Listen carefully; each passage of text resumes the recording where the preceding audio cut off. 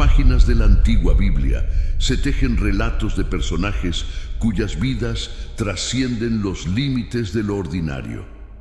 Entre estos relatos se encuentran las sorprendentes historias de tres figuras que desafían la noción misma de la muerte.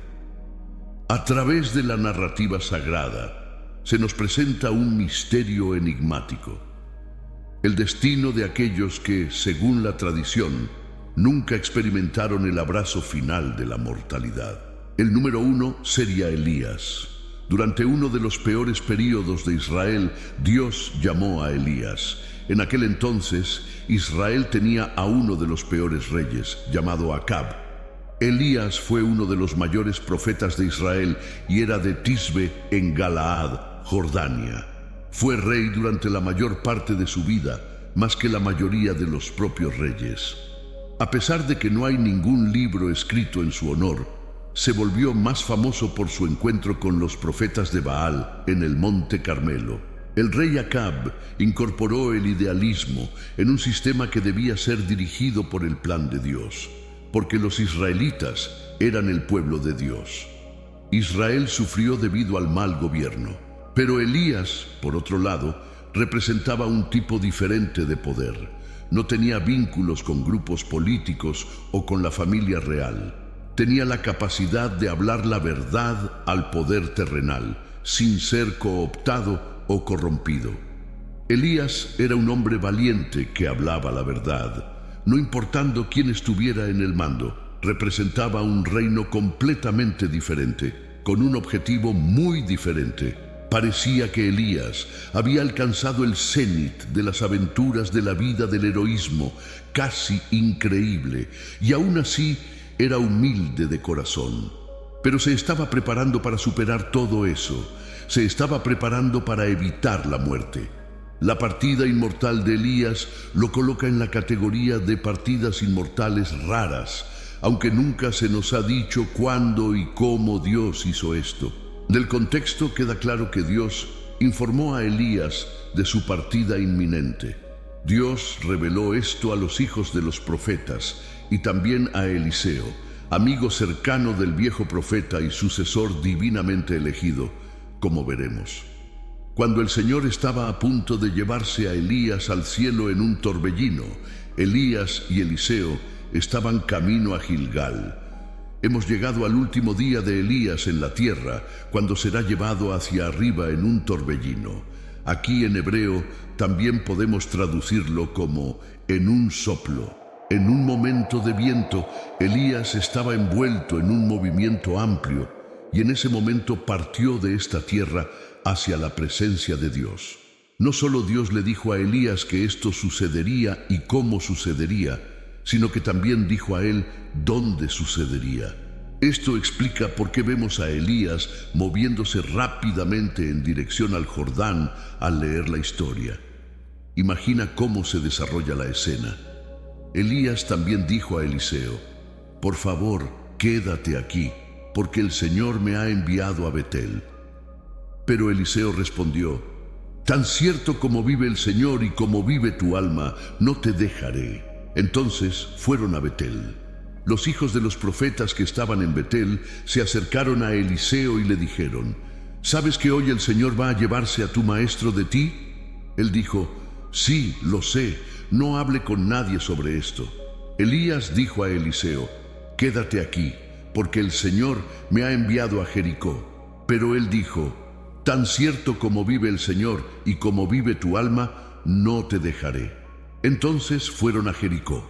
Los hijos de los profetas que estaban en Jericó se acercaron a Eliseo y le dijeron: «¿Sabes que hoy el Señor va a llevarse a tu maestro de ti?» Y él respondió: «Sí, lo sé, no hable con nadie sobre esto». Elías dijo a Eliseo: «Quédate aquí, porque el Señor me ha enviado al Jordán». Pero él dijo: «Tan cierto como vive el Señor y como vive tu alma, no te dejaré». Entonces ambos fueron juntos. Los hijos de los profetas le preguntaron lo mismo a Eliseo en Betel y en Jericó: «¿Sabes que hoy el Señor va a llevarse a tu maestro de ti?» Eliseo respondió de la misma manera en ambos casos: «Sí, lo sé, por favor, cállense ahora». Gilgal era el punto de partida. Según Josué capítulo 4, Gilgal era el lugar al que fueron las criaturas del campamento israelita después de cruzar el Jordán hacia Canaán. ¿Recuerdas tu historia bíblica? Desde el punto en el que todavía estaban seguros antes de iniciar su invasión al territorio enemigo, Gilgal era el punto de partida para la última jornada de Elías. La próxima parada de Elías fue Betel. En lugar de la oración, Betel significa casa de Dios. Finalmente, Elías fue al Jordán, que era el lugar de la muerte, no solo la muerte física, sino también la muerte de su propia vida. Cuando Elías llegó al Jordán, su último destino terrenal, Eliseo le dijo: «Tan cierto como vive el Señor, no te dejaré». Elías intentó alejarse de Eliseo desde Gilgal. No creo que estuviera tratando de deshacerse de Eliseo, sino que estaba probando a su próximo compañero, su futuro sucesor. Cuando los dos hombres llegaron al Jordán, la escena cambió repentinamente. Ahora viene el evento milagroso delante de ellos. 50 hombres de los hijos de los profetas también se quedaron a lo lejos para ver, y los dos estaban en el Jordán, y Elías tomó su manto, lo enrolló y golpeó las aguas, que se separaron para que ambos pasaran en seco. Y cuando pasaron, Elías dijo a Eliseo: «Pide lo que quieras de mí antes de ser llevado de ti». Y Eliseo dijo: «Por favor, que haya una porción doble de tu espíritu sobre mí». Elías dijo: «Has pedido algo difícil. Sin embargo, si me ves cuando sea llevado de ti, sucederá como has pedido. Pero si no, no sucederá». Esto es similar al milagro que ocurrió siglos atrás, cuando Dios dividió milagrosamente las aguas del Mar Rojo para que los israelitas pudieran cruzar a pie en seco. Ahora las aguas del Jordán fueron divididas nuevamente para Elías y Eliseo. Elías fue preguntado sobre qué podía hacer por Eliseo antes de ser llevado. Eliseo pidió una porción doble del espíritu de Elías. Pedir una porción doble significaba pedir ser el heredero de los bienes de alguien en aquellos tiempos. Eliseo quería ser el heredero de los bienes espirituales de Elías, pero Elías advirtió que esto sería una cosa difícil de conseguir, pero si Eliseo lo veía ser llevado al cielo, su pedido se cumpliría. Continuaron caminando y hablando hasta que, de repente, un carro de fuego tirado por caballos de fuego descendió del cielo y los separó. Elías fue llevado al cielo en un remolino. La escena fue maravillosa, dramática e impresionante. Sin duda, Eliseo quedó impresionado por lo que vio. En Segunda de Reyes capítulo 2, versos 11 al 12 de la Biblia amplificada dice: «Y sucedió que mientras seguían adelante y hablaban, he aquí un carro de fuego con caballos de fuego los separó, y Elías subió al cielo en un torbellino. Y Eliseo lo vio y clamó: Padre mío, el carro de Israel y sus jinetes». Y no lo vio más. Entonces tomó su propia ropa y la rasgó en 2 piezas. Cuando Eliseo vio a Elías ser llevado al cielo en un torbellino, clamó: Padre mío, el carro de Israel y sus jinetes». Este clamor expresaba su profundo pesar por la partida de su maestro. Además de reconocer el significado espiritual de la presencia de Elías en Israel, Eliseo rasgó sus propias ropas como señal de duelo, un gesto común en la cultura del Medio Oriente para mostrar pesar y tristeza por la muerte de alguien. Esto también simbolizaba la transición de Elías a la próxima vida y el traspaso de su ministerio a Eliseo. Así, la partida inmortal de Elías fue una de las despedidas más notables registradas en la Biblia. Su transferencia a la presencia de Dios fue marcada por un milagro espectacular y su influencia duradera en la historia de Israel es innegable. En ese momento, Elías no estaba predicando ni profetizando. Eran simplemente 2 amigos íntimos que paseaban juntos y conversaban. Debe haber sido un momento fantástico. Un carro de fuego y caballos de fuego aparecieron y Elías subió al cielo en un torbellino, dice la Biblia. De repente, en un instante, fue llevado al cielo en un torbellino. En Segunda de Reyes, capítulo 2, versos 12 al 15 de la Biblia amplificada dice: Y sucedió que mientras seguían adelante y hablaban, he aquí un carro de fuego con caballos de fuego los separó, y Elías subió al cielo en un torbellino. Y Eliseo lo vio y clamó: Padre mío, el carro de Israel y sus jinetes. Y luego no vio a Elías. Entonces tomó su propia ropa y la rasgó en 2 piezas. En luto, tomó el manto de Elías, que cayó de él, y regresó y se detuvo en la orilla del Jordán. Tomó el manto de Elías que cayó de él, golpeó el agua y dijo: ¿Dónde está el Señor Dios de Elías? Y cuando también golpeó el agua, se separó, y Eliseo pasó.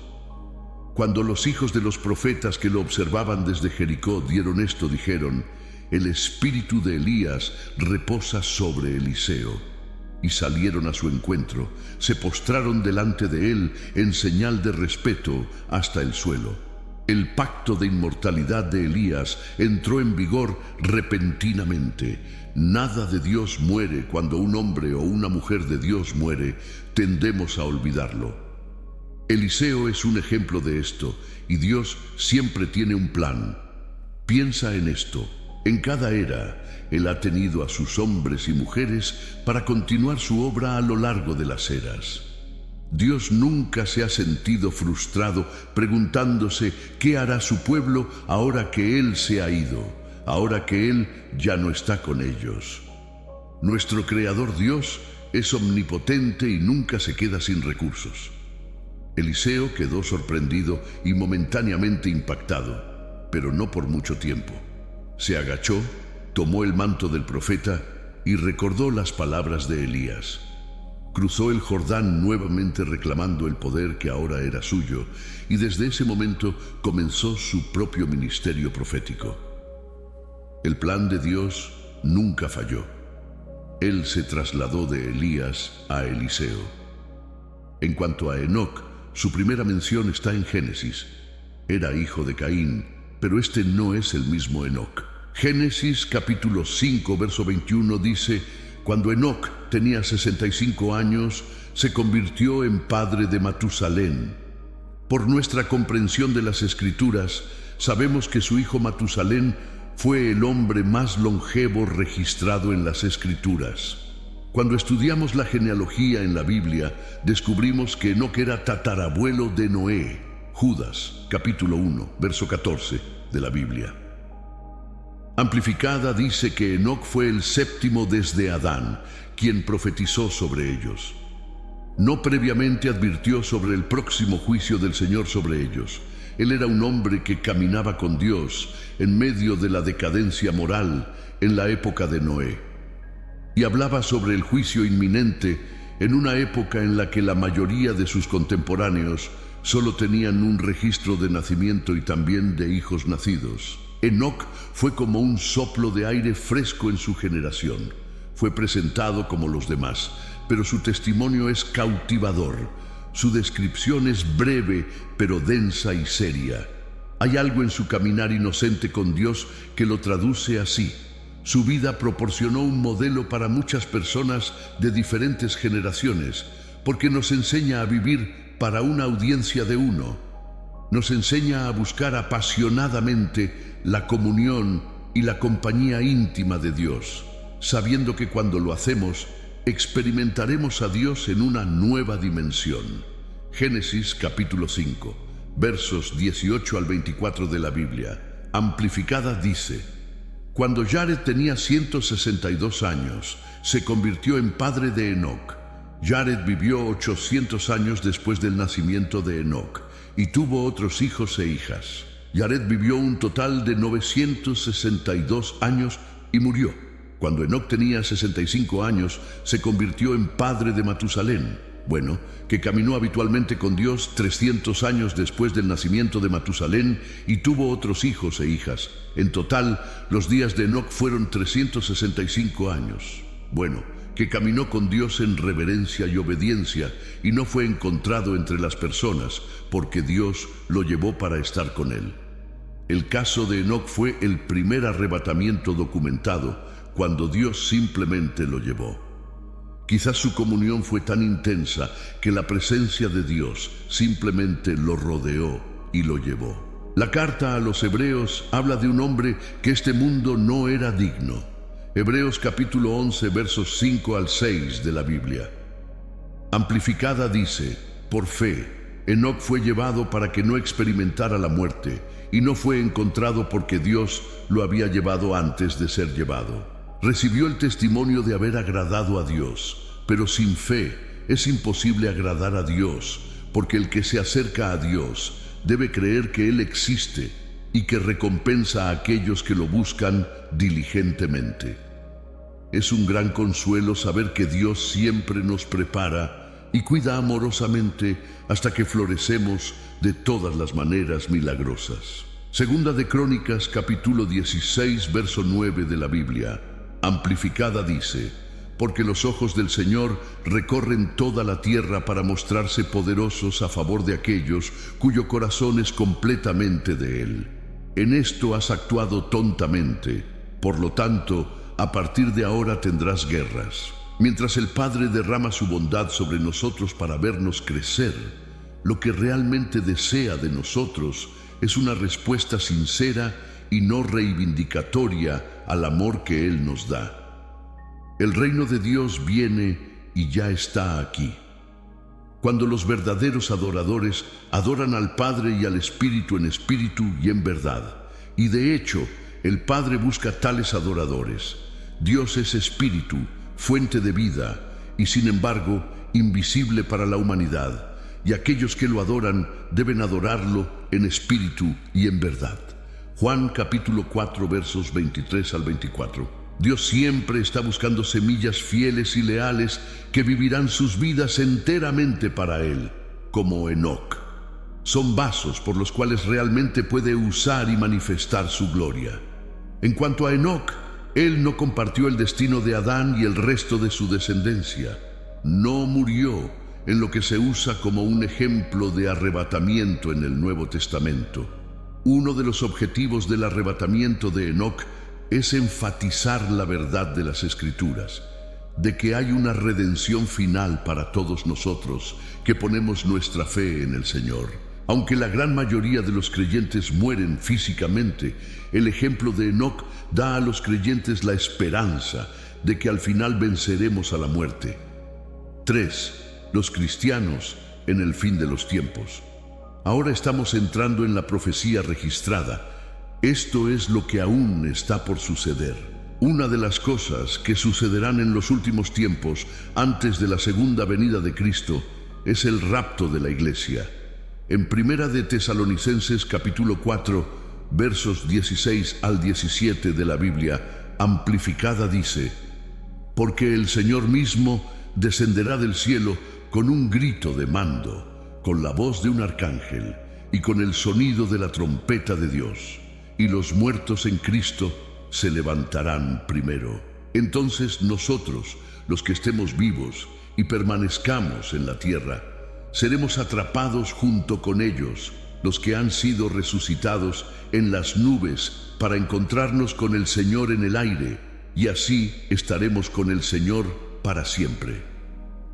En este momento, cuando el Señor venga a tomar a su novia, la iglesia, seremos transformados en un abrir y cerrar de ojos. Primera de Corintios capítulo 15, versos 51 al 53 de la Biblia. Amplificada dice: he aquí, les digo un misterio. No todos dormiremos en la muerte, pero todos seremos transformados instantáneamente en el momento del rapto, en un abrir y cerrar de ojos, en el sonido de la última trompeta. Porque la trompeta sonará y los muertos en Cristo se levantarán imperecederos e incorruptibles, y nosotros seremos transformados en ese momento y estaremos completamente cambiados. Porque es necesario que este cuerpo corruptible, que es mortal, que es susceptible a la descomposición, se vista con la incorruptibilidad, y que este cuerpo mortal, esta naturaleza de humanidad decadente, se vista con la inmortalidad, para que podamos vivir para siempre. Así que cuando esto corruptible se vista con incorruptibilidad, y esto que es mortal se vista con inmortalidad, entonces se cumplirá la palabra que está escrita en Isaías capítulo 25, verso 8. La muerte ha sido absorbida por la victoria de manera aplastante en la victoria. En resumen, hay 3 personas en la Biblia que no murieron: Enoc, Elías y los cristianos que estarán vivos en el momento del rapto de la iglesia.